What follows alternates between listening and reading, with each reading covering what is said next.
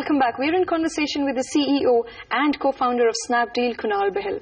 Kunal, talking about the overall digital consumption story, the graph is in the red at this point in time because the number of e-commerce players have also pulled back discounts. Do you believe that this trend will continue in the future?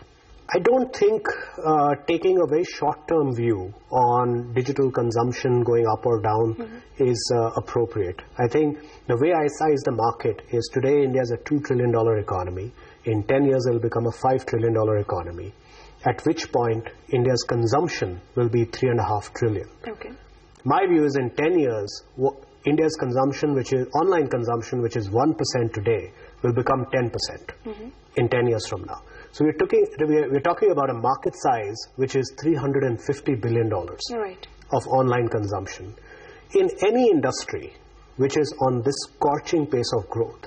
So do you think this the growth trajectory is yet to pick up? The consolidation phase will be over very soon, and the consumption graph may just be in green once again very soon? I think the consumption graph will have a very steep trajectory in India. Okay. India is today, when it comes to online consumption, where China was probably in 2007. So we are probably about 9 to 10 years behind. But that's okay. In the past 10 years, China's per capita GDP went up 5 times. But 10 years ago, China's per capita GDP was $1,800, which is exactly equal to India's per capita GDP today.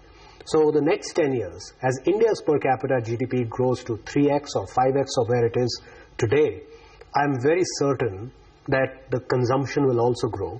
And much of that consumption will grow online thanks to all the innovation we are seeing in the 4G arena right now. Many would not agree that the consumption graph will grow because of the performance of e-commerce companies, which hasn't been very well in the last 2 quarters.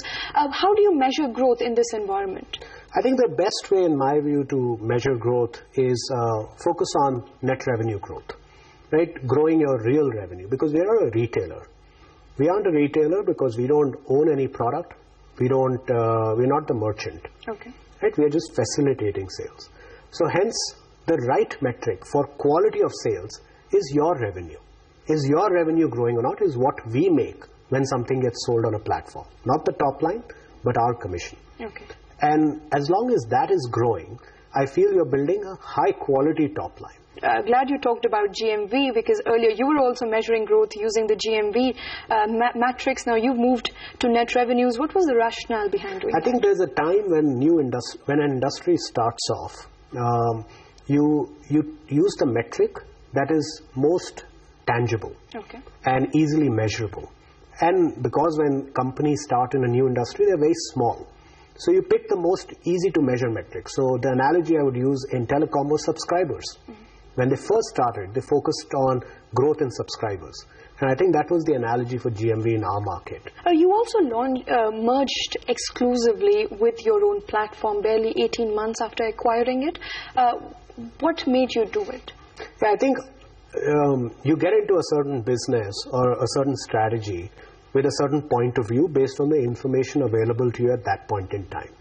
But as time progresses, you have to keep your ears to the ground. And you have to keep getting feedback, have a very clear feedback loop, and determine whether the strategy you picked was the optimal one. It's not about right or wrong. Oftentimes you have to pick the optimal strategy. And earlier our view was that having a standalone luxury fashion platform was the right strategy. But over a period of time, we realized that the pipe of traffic is actually on Snapdeal. We've already invested over the last many years in building this pipe of traffic and users.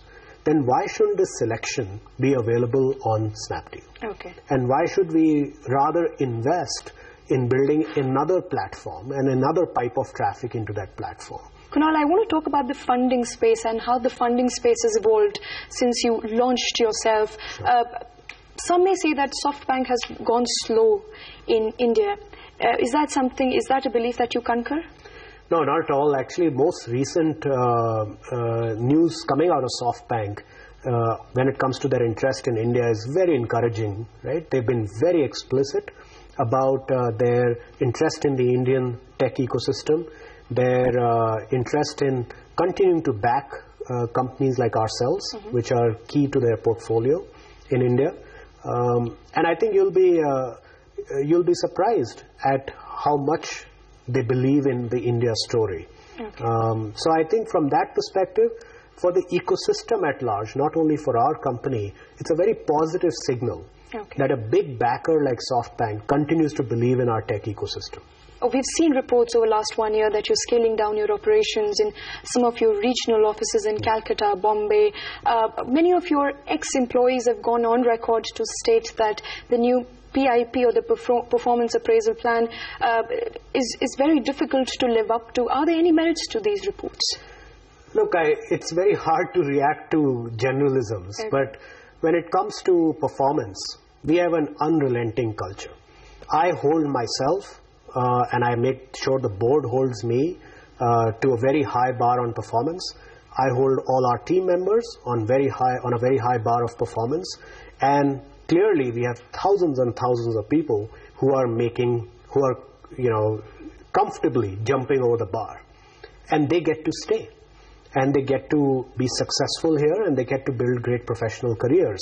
But once in a while, you will come across people who are great people otherwise, are good performers also, but are not crossing the bar that we've set. Okay. At that point in time, my view is it's always best to have a very professional conversation and say, this is not the right place for you because these are our expectations. I don't think at any point we would have done anything that's not in the best interest of the individual or our company, but we've never really asked anyone to go unless it was for very, very objective performance-related matter. So how do you see the competition panning forward from here? We have Alibaba, who says that they will be making a single brand entry into India. What is your vision of the competition ahead from here on? As I mentioned, this is a $350 billion market in the next 10 years.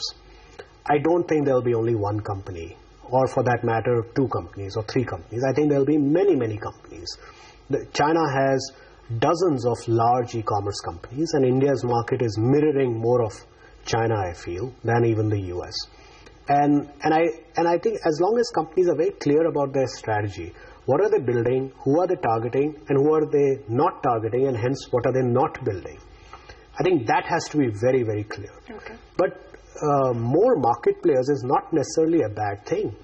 You take telecom, for instance. There are multiple players in telecom, and they are successful companies with large bases of customers of their own and very profitable as well. I don't think it'll be that different in e-commerce in India. And the reason for that is India's consumer market is very heterogeneous. There are a wide variety of segments of consumers, and each segment may have a higher proclivity towards a particular platform. All right. My last question to you in that case. The recent merger between Goibibo and MakeMyTrip has once again fueled the rumors of consolidation in the e-commerce space. Are there any merits to these reports? Do you see that happening in the near future? You can never say decisively yes, you can never say decisively no. But do you think it's going to happen anytime sooner? I'm not sure about that. I'm not sure about that for a variety of reasons. I think the online travel space is far more mature in India than the online commerce space. And companies are still in the online commerce space finding their space. Right. Over a period of time, consolidation will happen. Some we've already seen. But I think we haven't seen anything big yet. Like this was very big in the online travel space. But I think it's also a good signal at some level, because I feel if you're doing something that's right for the consumer, then it's a good thing. Right. But just for investor convenience, doing M&A, it's probably not the best idea. At least historically we've seen that's not been the best idea. But today, where we stand, based on the facts I have, I don't think we'll see any consolidation in the very near term. Okay, but you're open to mergers and acquisitions in the future? We've been acquiring companies. FreeCharge was a large acquisition. Right. We've acquired others. We keep a watch out for other acquisition targets. But right now... Anything in your wish list? Right now, I think our focus is very much on the things I mentioned. I think one of the areas we are really focusing on significantly is fashion right now. Okay. And post Diwali, you'll see a big focus coming from Snapdeal in fashion. And so keep watching. There'll be something we'll do there. All right, Kunal. Thank you very much for your time. Thank you. Thank you. Thanks.